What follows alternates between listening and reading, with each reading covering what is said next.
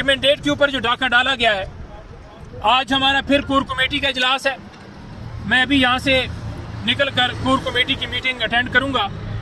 और last time भी हमने इस हवाले से एहतजाज रैलियों और मैंडेट की वापसी के हवाले से बात हुई थी। आज मजीद कोर कमेटी के सामने ये सारी चीज़ें रखी जाएंगी और आपके सामने लाएमल आएगा कि पूरे पाकिस्तान में इंशाअल्लाह ताला हम हज़ारों नहीं लाखों की तादाद में हर हल्का, हर सूबा, हर गली, हर मोहल्ला जब निकलेगा तो फिर इंशाअल्लाह ताला कप्तान की रिहाई भी होगी, अवाम का मैंडेट भी वापस होगा, मुल्क के अंदर कानून की बालादस्ती भी होगी और जिसको अवाम ने मुंतखब किया है वो इक़्तिदार में आएंगे। आखिर में दो लफ्ज़ों के साथ मैं ये कहना चाहूँगा कि आपको खौफ के बुत तोड़ने होंगे। ये FIRs, ये पर्चे, ये छापे, ये गिरफ्तारियाँ, ये धमकाना, ये घर गिराना, ये कारोबार बंद करना, ये सील करना, ये फैक्ट्रियाँ बंद करना, इन चीज़ों से अपर होके अब प्रैक्टिकली अगर कोई सामने हमारे आए और हमारे ऊपर गोलियां चलाने की कोशिश करेगा तो हम इंशाअल्लाह ताला गोलियां भी खाएंगे। FIRs भी, हमें कोई डर नहीं है, हमें कोई रोक नहीं सकता। और इंशाअल्लाह ताला कप्तान की कॉल के ऊपर लब्बैक कहते हुए इन घुसपैठियों को अवाम की ताकत से बाहर निकालेंगे। के साथ साथ इमरान खान साहब से मुलाकात के ऊपर अभी तक पाबंदियां चल रही हैं।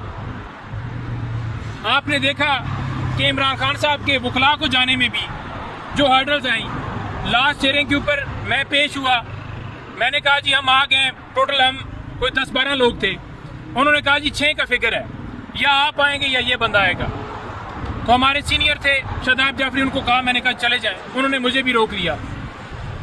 इस्लामाबाद हाई कोर्ट में मैं और हमारे दीगर मेंबरान मजीद, यानी कि आपने देखा कि पहले भी हमने पटिशन दायर की हुई है, मजीद हम पटिशन दायर कर रहे हैं जिसमें हम ये सदा करेंगे कि इमरान खान साहब से तमाम लीगल टीम की और जितने हमारे लोग, पॉलिटिकल लोग हैं, रहनुमा हैं, उनके ऊपर क्यों पाबंदी है। तमाम मीडिया के लोग आप सारे जाएं, सारे उनके वर्कर्स उनसे मिलें, तो वो पाबंदी ख़त्म कराने के लिए, खान साहब से मुलाकात करने के लिए हम दरख्वास्त देंगे। सुपरिटेंडेंट अडयाला जेल इस वक्त बिल्कुल बदमाशी के ऊपर उतरा है। मैंने अदालत को कहा था कि उसके खिलाफ तौहीन अदालत की कार्रवाई की जाती है, लेकिन उसकी सैलरी अटैच करके, उसकी गिरफ्तारी डालकर अगर कोई इस तरह का प्रोसेस किया गया तो तब जाकर उसने कोई हुक्म माना है। आज भी वो अदालत में पेश नहीं हुआ, अदालत ने बुलाया हुआ था। आज भी खान साहब की वीडियो लिंक के जरिए हाजिरी नहीं लगाई गई। और मैं आखिर में ये कहना चाहूँगा, बिस्मिल्लाहिर्रहमानिर्रहीम, इय्याका नअबुदु व इय्याका नस्तईन।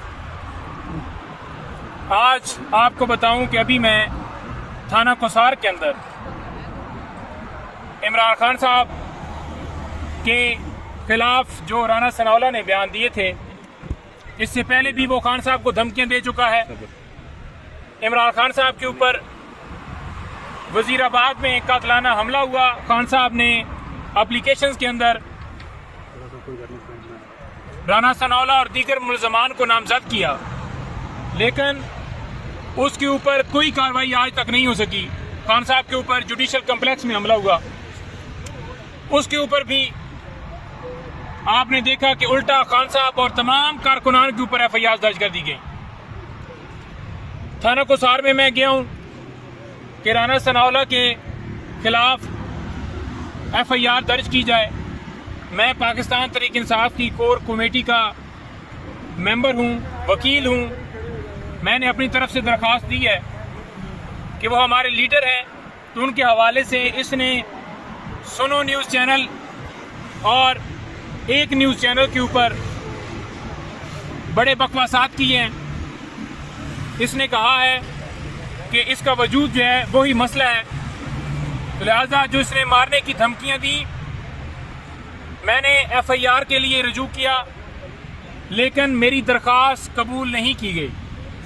उन्होंने कहा जी थोड़ा वेट करें, थोड़े वेट के बाद वो आए हैं, उन्होंने कहा जी ऊपर से अहकामात हैं, दरख्वास्त भी नहीं लेनी। दरख्वास्त कोई भी जाकर शख्स किसी की तरफ से भी कहीं पे कोई मसला हो जाकर दे सकता है, ये हमारा कानून कहता है। और उससे इनकार करना वो किसी सूरत कर ही नहीं सकते, लेकिन खुलेआम उन्होंने इनकार किया। उसके बाद मैं इस्लामाबाद पुलिस की तरफ से एक बनाया गया है साइबर विंग F6 के अंदर, मैं वहाँ गया। मेरे साथ जसवंत जार खड़े हैं, रिजवान शबीर क्यानी साहब इस वक्त मौजूद नहीं है और दीगर हमारे दोस्त खड़े हैं। हम गए और जाकर साइबर क्राइम विंग के अंदर यही दोबारा गुजारिश की कि जनाब उन्होंने नहीं ली, आप ले लें, लेकिन उन्होंने इनकार कर दिया कि जनाब हम नहीं ले सकते। अब मैंने उनको जो एप्लीकेशन है वो एसपी मुतलका और थाना कोसार के SHO उसको मैंने दे दी है, थ्रू TCS मैंने भिजवाई है और TCS की रसीदें मेरे पास हैं। अब हम अदालत की तरफ रजू करने लगे हैं। अदालत में जाकर 22 AB की दरख्वास्त देंगे, जहां पर TCS जो की रसीदें हैं वो साथ लगाकर उसके ऊपर मुकदमे के इंदराज के लिए अदालत से इस्तदा करेंगे। आप ये देख लें यहाँ पर कि एक मुल्क के साबका वज़ीर आज़म, मुस्लिम उम्मा के लीडर, सबसे बड़ी पार्टी के सरबराह, उनका अगर मुकदमा उनकी तरफ से दर्ज करने के लिए दरख्वास्त दी जाती है तो उसके ऊपर इनकार किया जाता है, ठुकराया जाता है। तो आपका, मेरा या किसी आम बंदे का अगर इसी तरह से कोई उसके साथ कोई भी हादसा हो जाए तो उसके साथ क्या दादरसी है। आज साइफर केस के अंदर इस्लामाबाद हाई कोर्ट में इस्तदा है कि जनाब इससे पहले भी बड़े बार बहाने बनाए गए, कभी प्रोसिक्यूटर का पेट खराब है, कभी अदालत छुट्टी पर है, कभी बेंच लग रहा है, बेंच टूट रहा है, कि इमरान खान साहब को इंसाफ दिया जाए। जितनी जल्दी तेजी से खान साहब को सजाएं सुनाई गई हैं, 4 अदालतें जेल में जाकर लगी हैं। जब सस्पेंशन का मामला हो इस्लामाबाद हाई कोर्ट में या किसी कोर्ट में, तो फिर क्यों लटकाया जाता है। इसी तरह मैं ये कहूँगा कि सिविलियन का मिलिट्री ट्रायल किसी कानून के अंदर नहीं आता।